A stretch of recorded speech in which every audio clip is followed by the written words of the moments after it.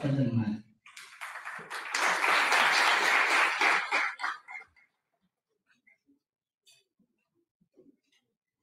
السلام عليكم ورحمة الله. ومجموعة كلكم تساتفتم أحد الحواتين. أرجاكم معكم من عقاب إدمنا بمقبالكم بمقبالكم عزوز مسكانا تحكم. ذكركم لما ذكر بعد بحث مسكرم التحدث فلويت بدل من الله زخورة معادي حمل الأطراف سمرانا نسيتو كل وقت كان ذكر المسألة في تاسقكم نوح مجد تجاعزكم ذكر بحث مسكرم الصراحة غيره عندما ذكركم أمرهم لكم حكسنا وسجدكم ذكركم تساتفتن إحنا كمان سياق مطان ذكبر بعد بحث مسكرم بفلز بلا أجابات كانوا سمبرا مالتنا نسوا كما بتبدأنا مسكرم مراش كانت إنسان كان بقسم ذكبر ورقي آياتنا بعزحوات المصطفى لكل التهمات سنكر كونات سجلنا على رأي متحد بفصام دما أكملنا صفقة تتكلم لنا ذكركم عايش بحث مسكرم كم سوراوي معراف هدراوي أو دعامة كانوا العلوم خيروا تعرفنا دون استفسار زتجمر قبور إلى ما صورتنا أبو فتحنا نمسح الكذا سواء نحصلوا قبور أجال أمين زمان ريمر سانكر كم مسمرم أين سكتنا أكثر يا منال تابع كبرات الزمان ذكر وجمار أو خالتي من لا قوم عراف ولا بتاتنا كينو بحديش أتحساس با بالعقول يعطينا شركنا أدوانبو كل محاوراويتات بلوتكاويان تكالاتنا وحسنا هجانا تطلبو لو إيه كان عود تصفى البرد يغني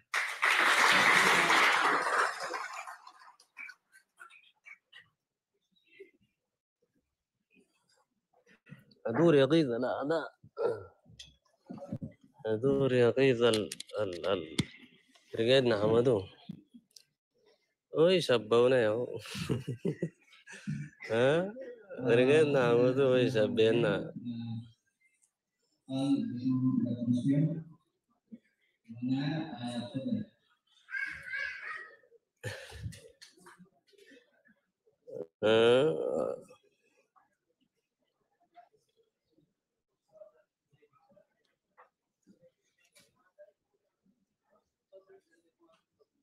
برنامج هغاني في بس المرأة الإريترية يا جماعة المرأة الإريترية شلالية باب اللاية ولا تقود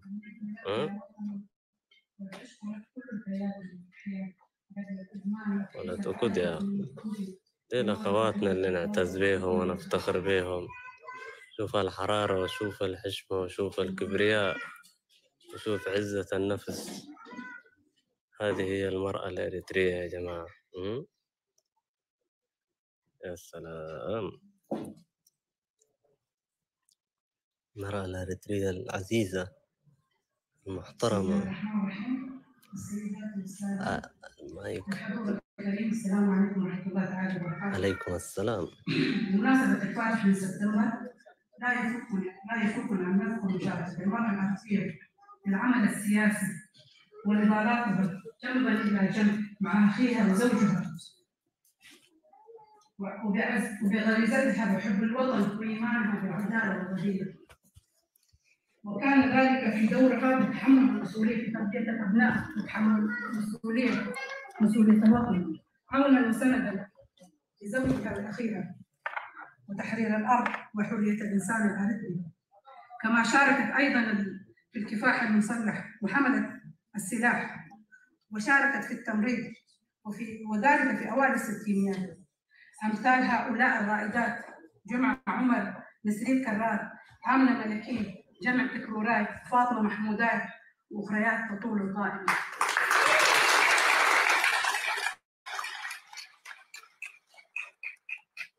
وبعد هذه كل التضحية المرأة العربية لم تنال مكانتها التي تليق بها، ولكن وما زال النضال مستمر. واملي وكل امل لهذا الشباب اسمع يا ولد، اسمع اللي قاعد تقول صور ودورها الاساسي والواقع في الحال العربي عامه وفي النساء خاصه. شكرا لمنك وخروج الشباب.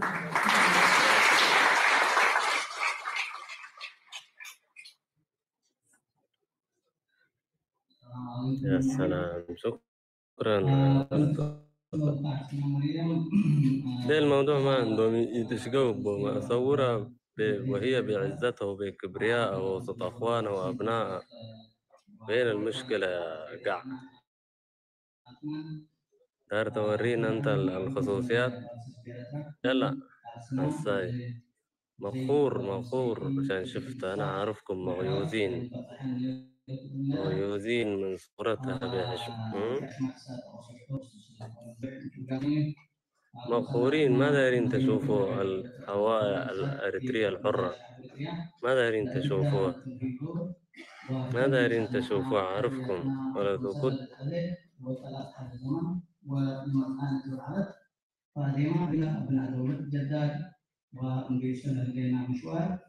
يا جماعة مليون، وقلنا مليون يا جماعة. تحذير متى مليون.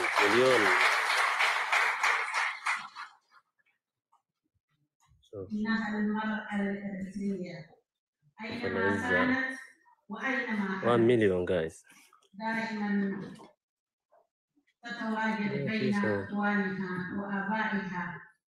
إنها المرأة الأريترية، ولولاها لما وجدت أريتريا حاليا.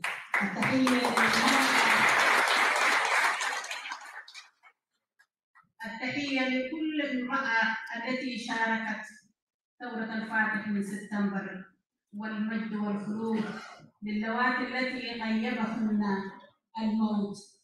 والآن مع كلمة الرحيل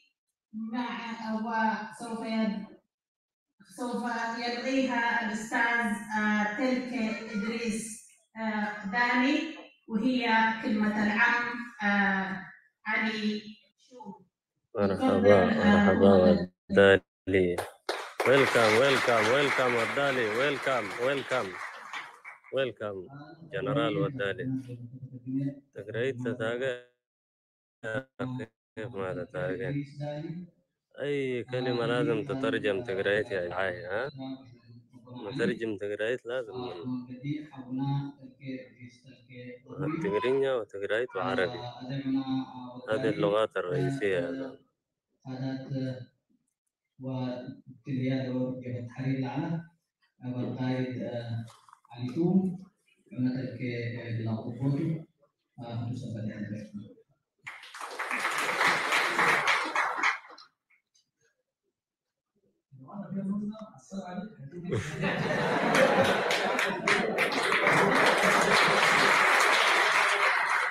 والدالي البطل يقولوا قدام لأنه يعرفوا أن إحنا ها بقى والخدمات السريعة. شكرا بقى، شكرا ها رجعت عمدوا كل الشعب يقول تلقى الصوت. كان بإمكانه أن يحضر اليوم، ولكن بظروف طارئة لم يستطع أن يحضر، فأرسل هذه الرسالة ولم. بسم الله الرحمن الرحيم. الأبناء الأعزاء، ننظم هذه الفعالية الحضور الكريم. السلام عليكم ورحمة الله تعالى وبركاته. إنه من داعي سرور أن تشارككم الاحتفالية بيوم جديد من أيام الوطن، وقد لا أكون بالغا إن قلت يوم الفجر الأكبر وحد وجدان المسلمين جميعا والله معليش واستنهت همم مطالباتهم، فكانت ثورتهم تابتاب يا جماعة تابتاب لا يفل البعد يا عم 1961 كان على مفارقة في تاريخ الوطن المصري أستاذ عباد عثمان. الشهيد عام رئيس عرفات مفجر هذه الثورة العظيمة كان حر قوي متوكلا على الله وعلى ثقته بشعبه الأبيض. ولهذا عندما أطلق الشباب الأولى مع نفع قليل لا يتجاوز السابع على اليد غير مدير التاريخ.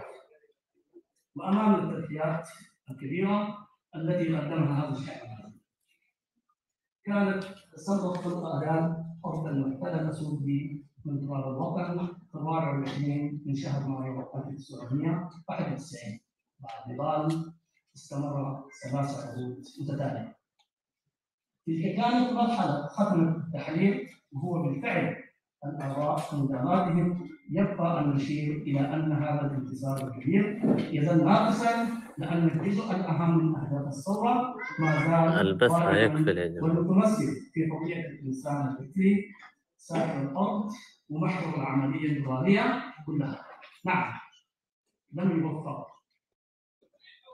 بآرائكم في إتمام كل الأهداف، ولكنهم أورثوكم وطن تتفاخرون به بين الأمم، لأن آباءكم ومن خلال الثورة التي فجرت شبابتها القائد عوازل تحت راية التحرير وجد الوطن الذي افتقد في حقبة تسقية الاستعمار وتم إلحاقه قصرا بأثيوبيا بما عرف بالقرار الفيدرالي رقم 98